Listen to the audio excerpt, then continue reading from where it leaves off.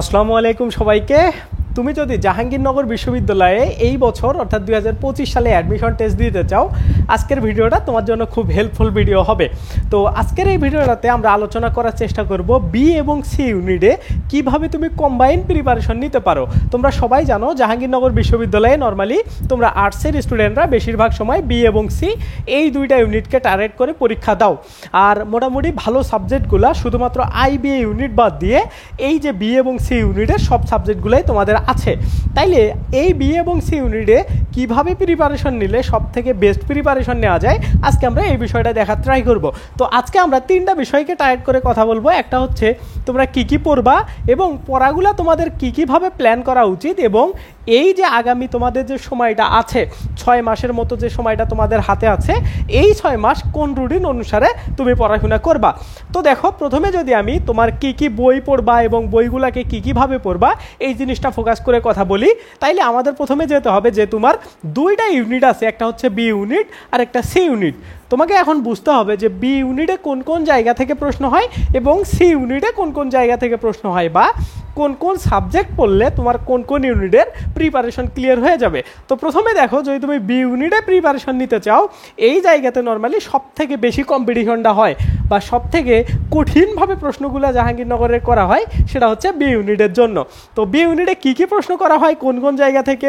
বাংলা থেকে, তারপরে হচ্ছে 2 নম্বরে ইংলিশ থেকে, তারপরে হচ্ছে 3 নম্বরে জাবি জিকে বা জাহাঙ্গীরনগর জিকেকে টার্গেট করে বা জাহাঙ্গীরনগরের স্টাইলে তাদের নিজস্ব ভঙ্গিতে যে সাধারণ জ্ঞান আসে সেইটা থেকে, তারপরে 4 নম্বরে হচ্ছে ম্যাথ এবং আইকিউ পার্ট থেকে। ঠিক আছে, এটা হচ্ছে বি ইউনিটের জন্য তোমার মোটামুটি এই সাবজেক্টগুলো বি ইউনিটের প্রিপারেশনের জন্য পড়া লাগে।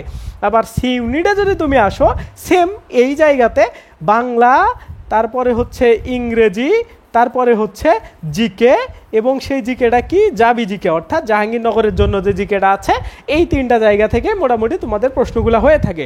তাইলে সি ইউনিটে যদি তুমি প্রিপারেশন নিতে চাও, তোমার শুধু ম্যাথ এবং আইকিউ এই সাবজেক্টটা বাদ দিলেই মোটামুটি প্রিপারেশন হয়ে যাবে। আর যদি তুমি কম্বাইন একটা প্রিপারেশন নিতে চাও, যেটা মেইনলি আজকের ভিডিওর আমাদের উদ্দেশ্য থাকবে, সেই জন্য তোমার ম্যাথ আইকিউ সহ বাংলা, ইংরেজি, জাবি জিকে বা যে সাধারণ জিকেটাই যে সিস্টেমে আসে জাহাঙ্গীরনগরে, ওইগুলো সম্পর্কে তোমার খুব ভালোভাবে নলেজ নিতে হবে।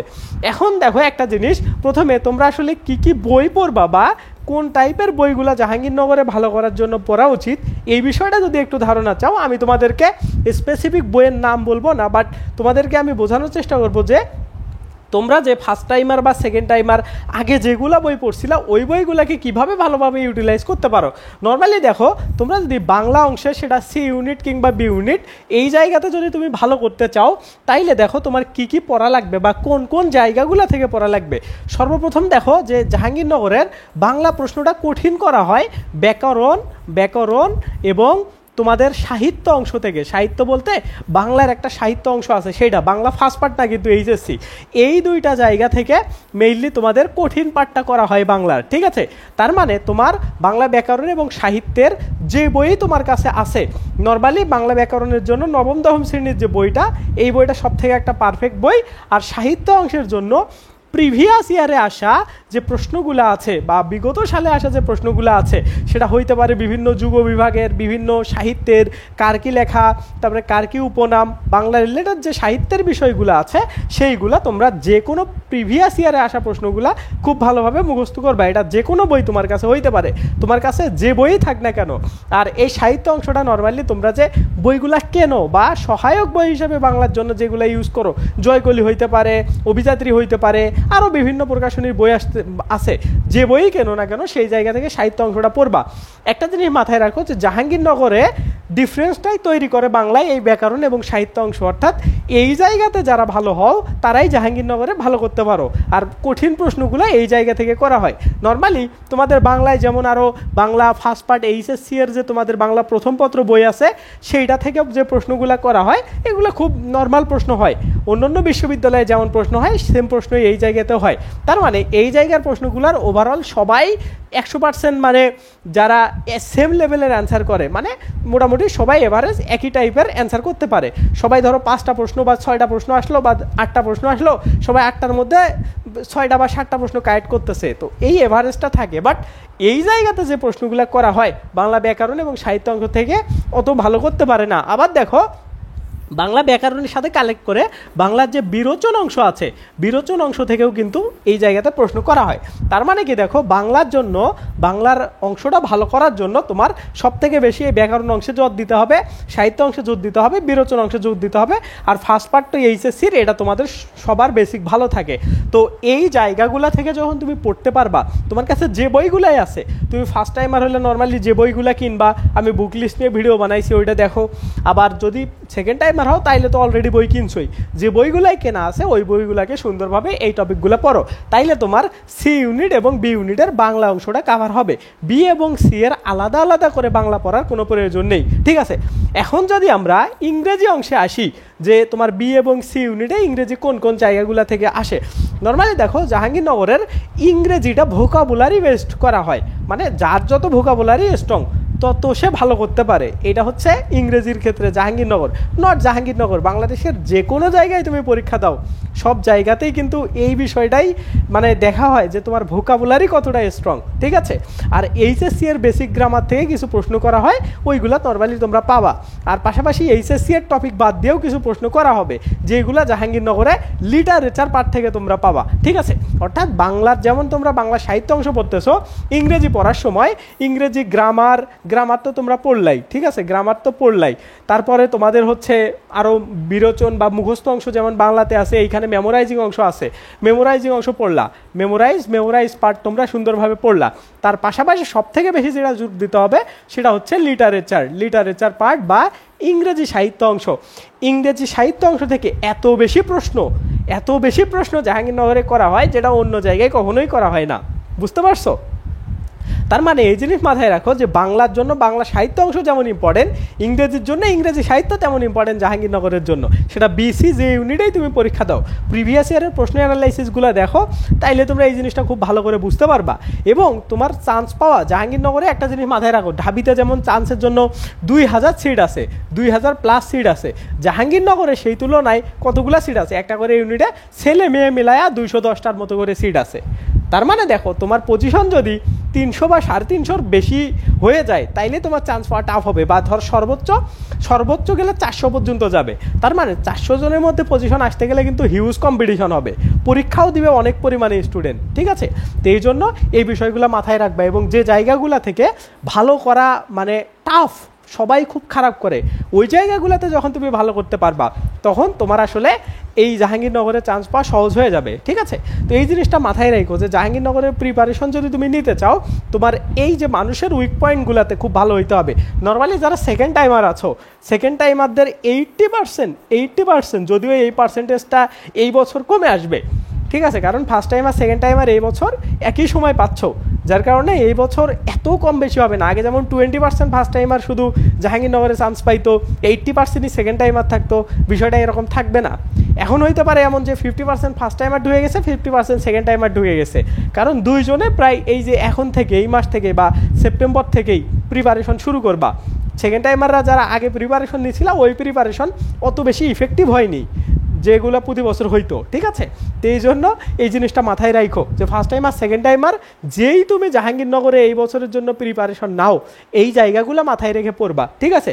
আবার জাহাঙ্গীরনগরে ইংরেজি এইচএসসি এর টেক্সট বুকগুলো থেকে ডিরেক্ট প্রশ্ন করা হয় না, ঠিক আছে। নর্মালি যেমন ঢাবি এইচএসসি এর টেক্সট বুক থেকে অনেক প্রশ্ন করা হয়, জাহাঙ্গীরনগরে ওর বিপরীত, টেক্সট বুক থেকে অত বেশি প্রশ্ন করা হয় না, ঠিক আছে। তো এই জায়গাগুলো কিন্তু বুঝে পড়াশোনা করতে হবে, ঠিক আছে। আর বই তোমরা নর্মালি যেগুলো আগে পড়ছো বা এই বছর ঢাবির জন্য যেগুলো বই পড়বা, সেই বইগুলোই বাংলা ইংরেজি সব জায়গার জন্যই কাজে আসবে, ঠিক আছে।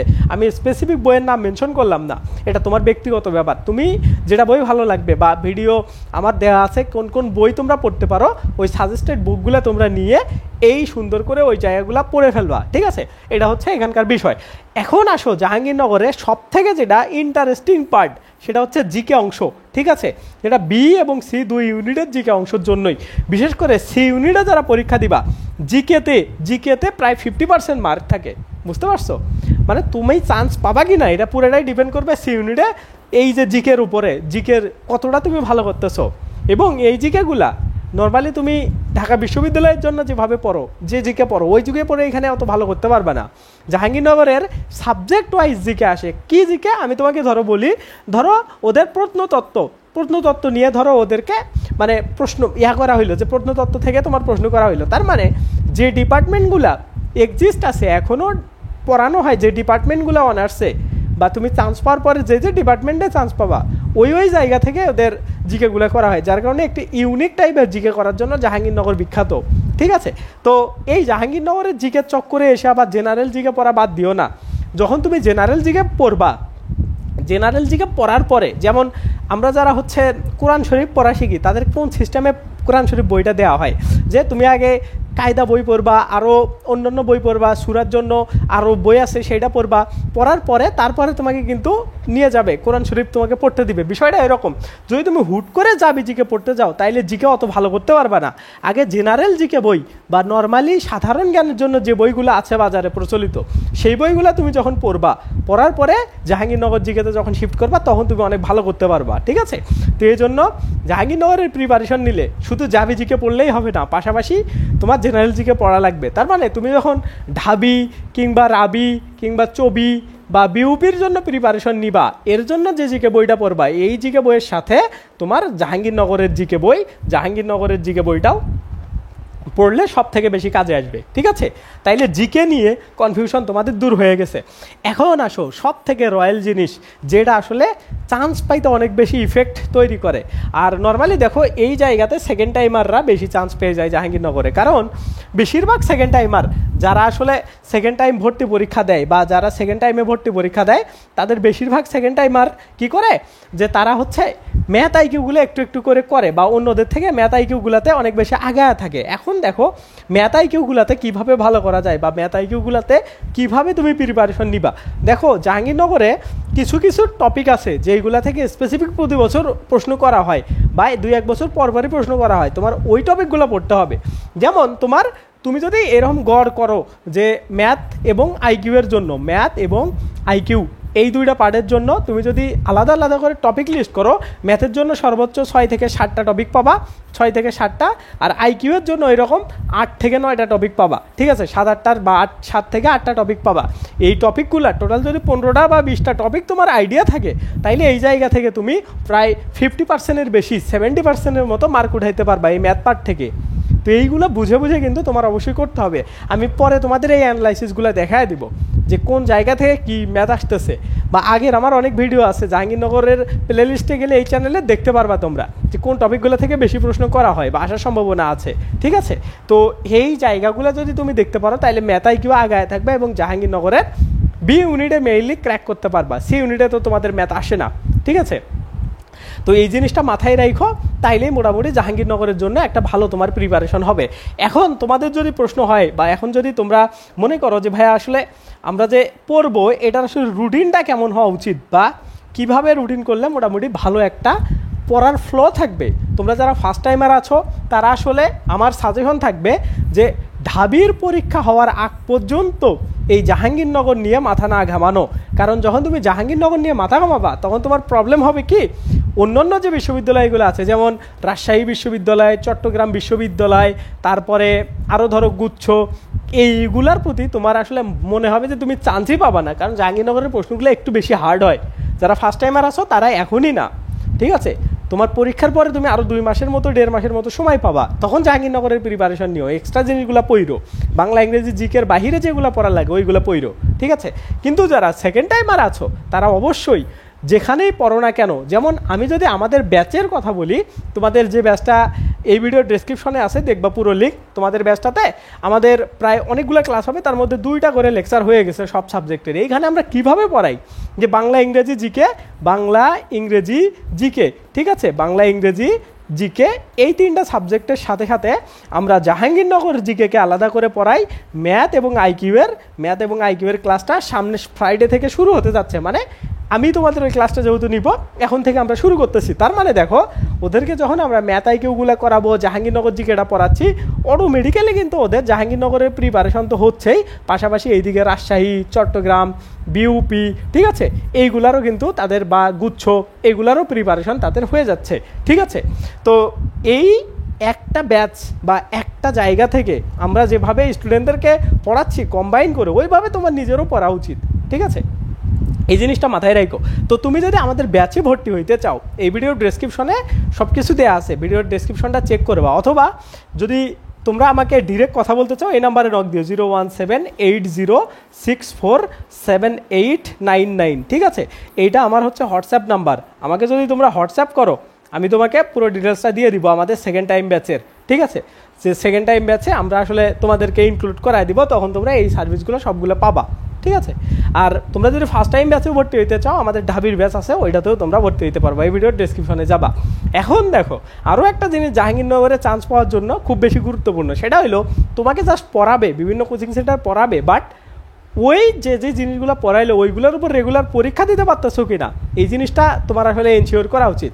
তো এই যে পরীক্ষা দেওয়াটা কেন গুরুত্বপূর্ণ, নিজে পড়লা, ওই জায়গা থেকে তুমি কতটুক পারলা বা কতটুক শিখলা, এই জিনিসটাও তো বুঝতে হবে। এইটা পরীক্ষা কোথায় দিবা? এটা পরীক্ষা দেওয়ার জন্য আমাদেরই একটা ওয়েবসাইট আছে, ওইটাতে গেলে লাস্ট 40 বছরের প্রত্যেকটা টপিকের উপর আমাদের প্রশ্ন তোলা আছে।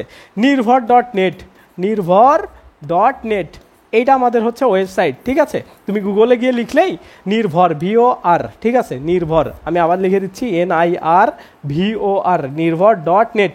এই ওয়েবসাইটটাতে গেলে তুমি টপিক ওয়াইজ পরীক্ষা দিতে পারবা।